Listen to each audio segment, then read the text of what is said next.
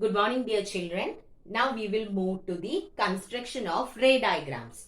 So before moving to the construction, we will just revise what all things we have to remember before constructing a ray diagram. Okay. So what is the use of a ray diagram? Why are we drawing a ray diagram?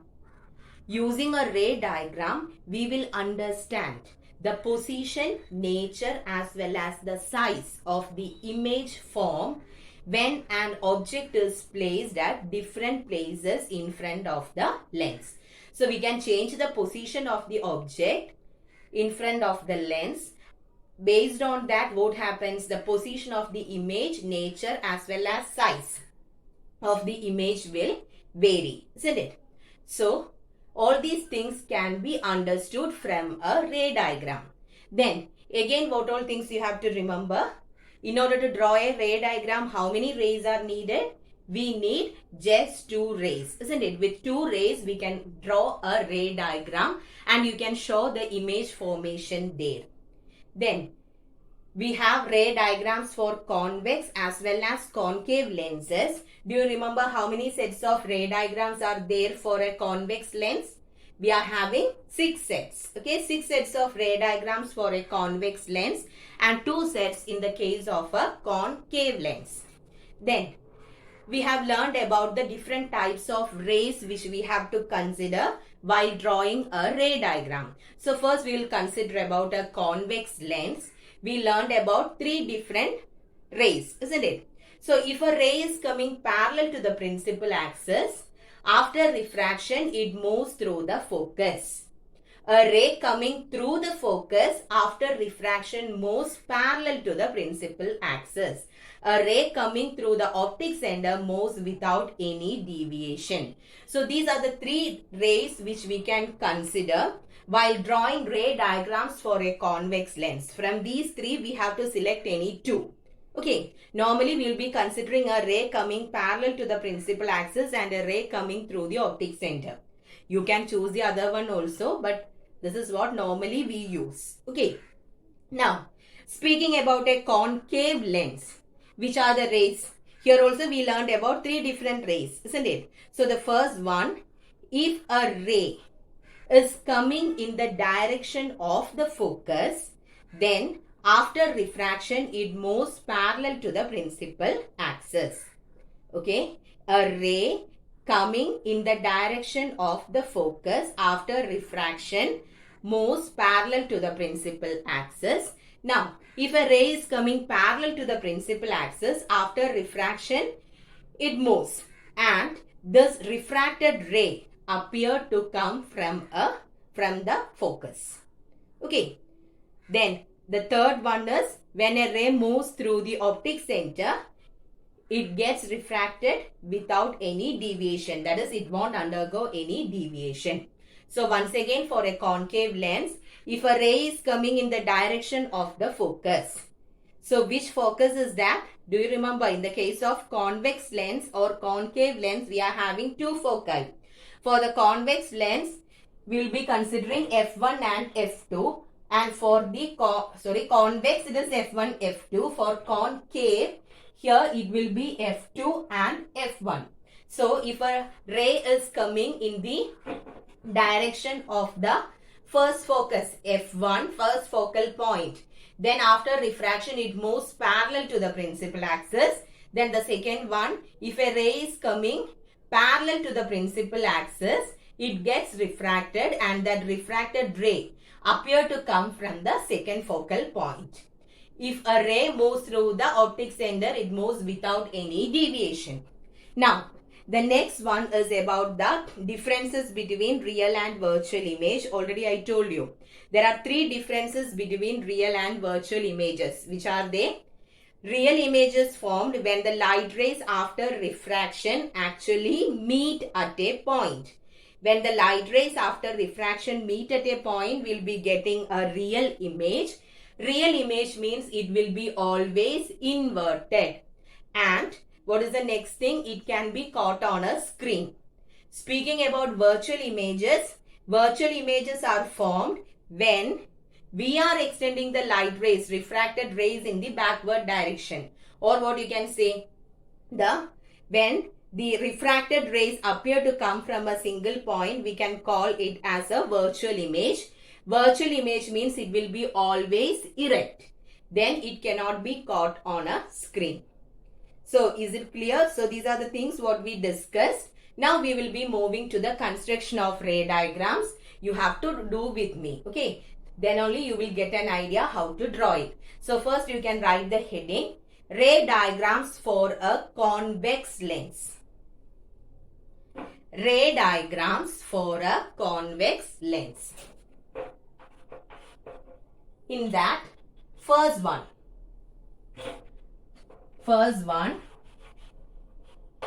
object at infinity.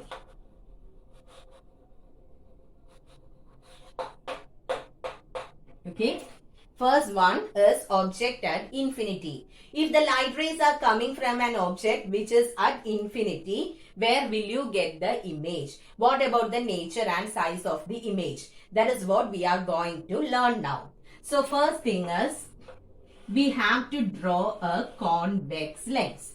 Either use a compass. If you are using protractor also you will get, but the size will be little bit bigger.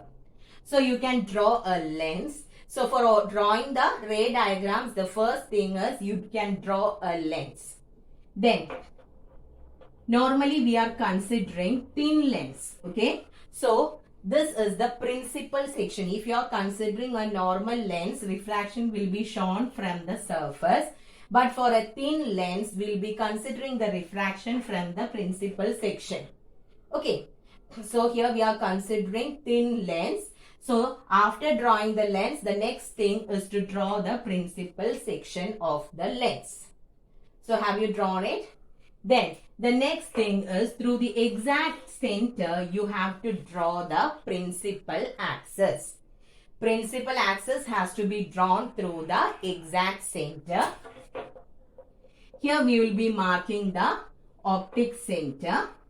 Then this is a convex lens. So F1 in the left hand side, F2 in the right hand side. Then here in the case of mirror, we have marked the center of curvature. But in this case, what we will mark? We will mark 2F1 and 2F2. And when you're doing the marking, no need to take the exact measurement, but this measurement should be almost same as this measurement. Okay.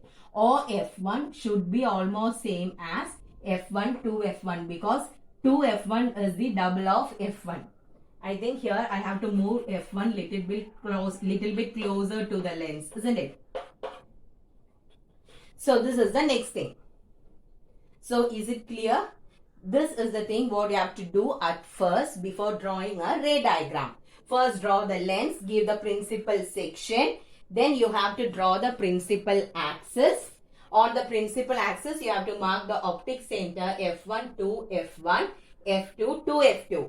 This should be marked. F1 should come in the left hand side and F2 should come in the right hand side. And I told you we'll be considering the second focus. Okay. Now, here the object is at infinity. So do we need to draw the object here? No. Because object is at infinity, we don't know where it is. Anyway, the light rays are coming from an object and then we are drawing the rays. Okay. So, we'll be considering a light ray coming parallel to the principal axis. And one more thing, don't use pen to draw the ray diagrams. I won't correct. You have to use pencil and ruler.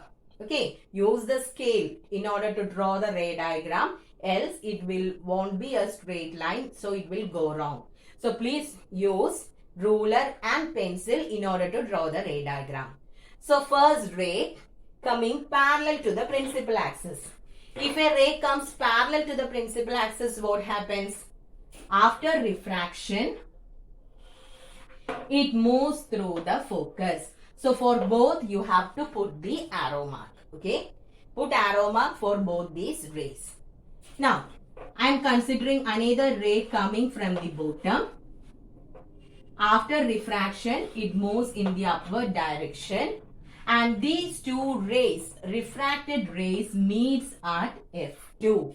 Okay, where does it meet? It meets at F2. and that meeting place where these two refracted rays meet, there we will be getting the image. So what we will say? Image at F2. And here the rays after refraction actually meet together, isn't it? They are meeting at a point. That means here you are getting a real image. If the refracted rays meet at a point, you will be getting a real image. Real image means what is its specialty? It will be always inverted. Real means always inverted. So we wrote about the position of the image, nature of the image. Next is the size of the image. What about the size of the image? It's too small, isn't it? So what you can say, point sized or highly diminished. This can be called as point sized. So is it clear? When the object is placed at infinity, you will be getting the image at second focal point, that is F2. It is real and inverted and point sized. Okay. So you can draw that. Now we have one more thing related to this. In the first section itself, that is I told you we are having 6 sets of ray diagrams, and the first one we are not drawing the object because the object is placed at infinity. Now if it is not at infinity but from a far distance, okay, we are not considering it as infinity, object is at a far distance from the lens. In that case, it is not compulsory that the rays should come parallel to the principal axis. Okay, so in the first case, we have drawn the rays parallel to the principal axis. There the object was at infinity. So if the object is at a far distance from the lens, then also we are not drawing the object. But in this case, it is not necessary that the rays should be parallel to the principal axis. It can be oblique incidence. So we'll check how to draw that. Okay. So that also comes under the same thing. You can write the heading as object at a far distance. Okay. No need to put the number. Object at a far distance from lens. Okay. If the object is at a far distance from the lens, we will check how we will draw the ray diagram. So here also, first thing, what is our first step? We have to draw the lens, principal section, principal axis, optic center, F1, F2, 2F1, 2F2. So in this case, it is not compulsory that the rays should come parallel to the principal axis. It will come in an oblique manner. Okay. So first I will be considering a light ray coming through the optic center. So if a light ray comes through the optic center, what happens? My ray is not straight. It should be straight, okay.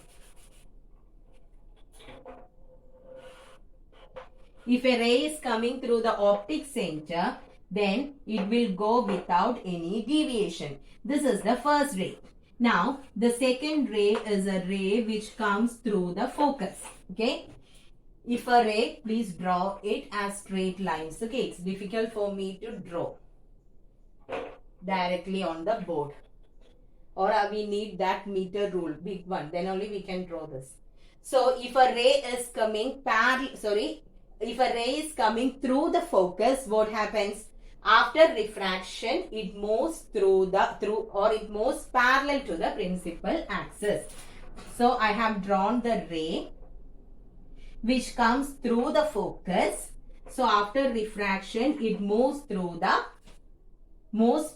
to the principal axis. And where did these two rays meet? It meets at F2. Not if this point can be considered as the focal point. If we are considering this part, what is the name given for it? It is known as the second focal plane. Isn't it? What is focal plane? A plane containing the second focal point and the plane normal to the principal axis. So if you get the image here or here, it is in the second focal plane. So did you understand? I have drawn two rays. First ray through the optic center. It moves undeviated. Second one coming through the focus. After refraction, it moves parallel to the principal axis, and these two refracted rays meets just below F2. So you will be getting image at second focal plane. Okay, so it is not at the focal point. In the previous case, it was at F2, that is at second focal point, but here it is in the second focal plane. Now the rays after refraction actually meet. That means it is real and inverted. Then what about the size? Is it point sized? No. Here it is highly diminished. Okay, it's highly diminished. So is it clear? So two things you have to remember here. First thing is the two refracted rays should meet just below this F2. Okay, and one more thing, for all the ray diagrams, not only for this, for all the ray diagrams, you should put the arrow mark. If arrow mark is there, then only it will be a ray, else it won't be considered as a ray and you won't get the mark. Okay, so please be careful. When you draw, the arrow mark is compulsory. Then these two things should meet here. In this particular case, it should meet just below F2. Now, here I have drawn the ray coming through the focus from the top. Instead of this, I can draw the reverse also. From here, if a light ray is coming from here, then it goes upward. So at that time, I have to draw the ray from the bottom. Okay, then you will be getting the point, image at the top. So anyway, you can draw either these two rays can be drawn from the top or from the bottom. Only in this case, okay, for all the things we cannot draw. Since the object is at a far distance, we can't say whether it is coming from the top or the bottom. So you can draw both. In all the two cases, the image will be formed at the focal plane, either here or here. Then it will be real and inverted, and it is highly diminished. Okay, it's too small. Clear? So you can draw it. Okay, now one more thing about its application. For the exam, they won't directly ask you to draw a ray diagram if an object is at infinity. Question won't come like that. Sometimes they will say about the nature of the image and they will ask you to draw that nature, position or size of the image. Then another thing is based on its application. Here, do you know what is the use when we are having the rays coming from infinity? Here it is used as a burning glass. It can be used as a burning glass. That means if the rays from the sun is focused into a piece of paper, that paper piece gets burned. Have you seen that? Using a lens, you can focus the light rays from the sun to a piece of paper. So when you focus it, exactly the light rays gets focused on that paper and the paper will burn. So this can be used as a burning glass. That is the application. Okay. So in each case, you have to learn the application. Here it is as a burning glass. Now, so we completed the first one. Now the second one. Okay. Before telling which is the second one, I am going to draw the lens, its principal section, principal axis, optic center, F1 to F1, F2 to F2. Now I'll tell you how to remember these different sets. Okay, I told you 6 sets are there. So first I'll tell you about the position of the object. In the first case, where was the object? Object was at infinity. Now, the position of the object will move from left to right. Keep this in mind. Position of the object will move from left to right. So, at first the object was at infinity. Then second case, it will be beyond 2f1. Third one at 2f1. Fourth one between 2f1 and f1. Fifth one at f1 and sixth one between f1 and o. Okay, so 6 different cases are there. In that, the position of the object will move from left to right. Infinity, beyond 2f1, at 2f1, between 2f1 and f1, at f1, between f1 and O. Now about the position of the image. Position of the image also moves from left to right. At first, where did we get the image? Second focal point, isn't it? So at first, when the object was at the infinity, image at f2. Then second case between f2 and 2f2. Third one at 2f2. Fourth one behind 2f2. Fifth one infinity. And sixth one is an exceptional case. In that case, you will be getting image on the back side of the lens or on the other side of the lens. Once again, first one at f2, second one between f2 and 2f2, third one at 2f2, beyond 2f2, infinity, and the last one on the other side of the lens. So this is how we will keep the points in our mind. Okay. Now about the position we said, then the nature. For the first 5 cases, the refracted rays actually meets at a point. So we will be getting real and inverted image. But in the 6th case, you are getting the image on the other side. So only that 6th case, in the 6th case, you will be getting a virtual and erect image. Okay. Virtual and erect image will be obtained when only in the 6th case. Now about the size. Highly diminished, then diminished, same size, magnified, highly magnified, magnified. Okay. At first, 2 cases I told you, at infinity, point sized. Then if it is coming from a far object, it will be highly diminished. So highly diminished. After that, diminished, same size, magnified, highly magnified, and 6th one, it is again magnified. So keep this in mind so that we can draw the ray diagrams easily. So which is the second case? I told you the order. At first, the object was at infinity. Now where should I keep the object? Object will be beyond 2f1. Okay. So now you can do object beyond 2f1. So this case onwards, we have to draw the object. So in the mirror, we have already drawn, isn't it? Object means you will be keeping it on the principal axis and it will be a line perpendicular to the principal axis with an arrow head. This acts as the object. So I have kept the object at 2f1. Sorry, beyond 2f1. Now, in order to get the ray diagram, I need 2 rays, isn't it? So first ray, parallel to the principal axis. After refraction, what happens? It moves through the second focus. Parallel to the principal axis through the focus. Now, first ray we can draw easily. Before drawing the second ray, we have to think something. In this case, where should we get the image? At infinity means it was at the second focal point. So here the image should be between f2 and 2f2. Okay. We should get the image between f2 and 2f2. And one more thing, what about the size? Earlier it was highly diminished. So this will be diminished. What do you mean by diminished? Diminished എന്ന് പറഞ്ഞാൽ ചെറുത്. Magnified means വലുത്. So previous case it was highly diminished. ഒരുപാട് ചെറുതായിരുന്നു. ഇവിടെ കുറച്ച് ചെറുതാണ്. That means diminished. So these 2 points should be there in our mind.